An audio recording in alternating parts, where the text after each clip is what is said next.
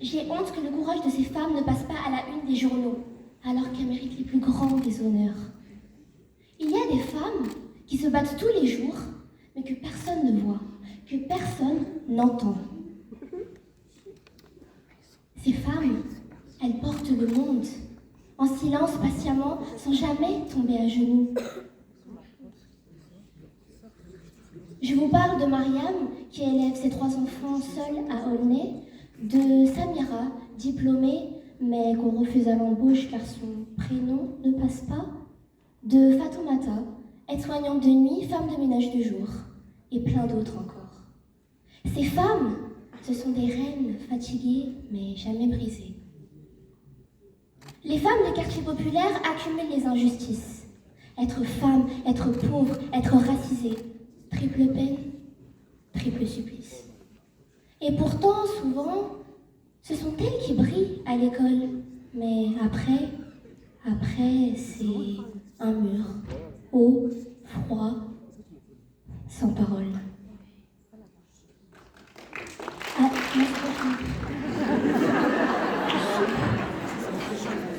une étude de l'INSEE le prouve, 58% des femmes des quartiers populaires n'ont pas d'emploi. Pourquoi? Parce que leur nom dérange, leur adresse dérange, leur voile dérange, leur couleur dérange. Et parce qu'on les pousse vers des métiers précaires, mal payés, invisibles. Prenons Maïssa, bac+3, qu'on envoie faire le métier de caissière. Et on lui dit, commencez par là, on verra plus tard. Le plus tard devient jamais, et l'espoir s'efface à petits pas, sans bruit, sans effet. Ces femmes vivent le racisme, le sexisme, le mépris de classe, tout ça à la fois. Et en plus, elles doivent gérer le foyer, les enfants, les démarches administratives, sans jamais se plaindre.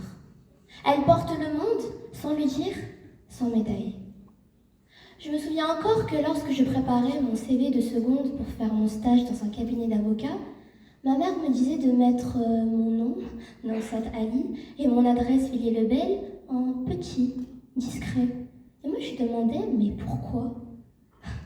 Et elle me répondait que c'est ça qui déterminerait si j'aurais peut-être ma place dans ce cabinet ou pas. Mais vous savez quoi? Ces femmes, elles baissent jamais les bras. Elles avancent, sans projecteur, sans bruit, mais avec foi. Ce sont les vraies héroïnes. Discrètes mais debout. Les combattantes du quotidien sans cap mais avec tout. À Marseille, une femme a monté seule un atelier pour aider les jeunes filles à réviser leur bac. À Saint-Denis, des femmes voilées créent leur propre entreprise malgré les refus de banque. Ici même, à Longjumeau, des mères organisent des réunions pour apprendre leurs droits. Puissance de femme, c'est ça. C'est une main tendue pour que chaque femme reprenne le pouvoir sur sa vie.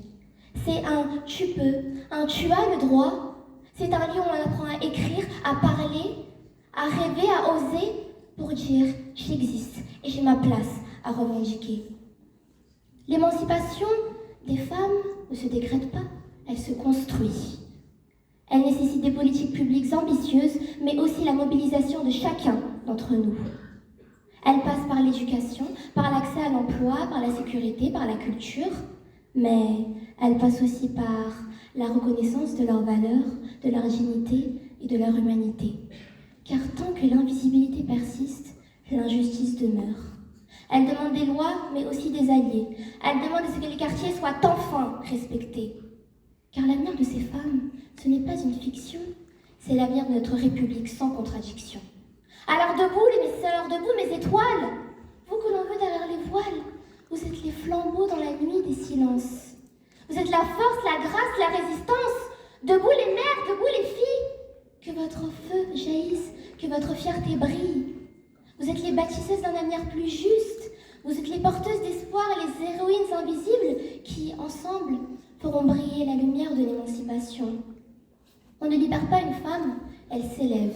Elle parle, elle écrit, elle s'aime, elle rêve. Et dans chaque mot et dans chaque pas qu'elle fait, c'est le monde qu'elle refait. Car ensemble, nous sommes plus fortes. Ensemble, nous sommes la puissance des femmes.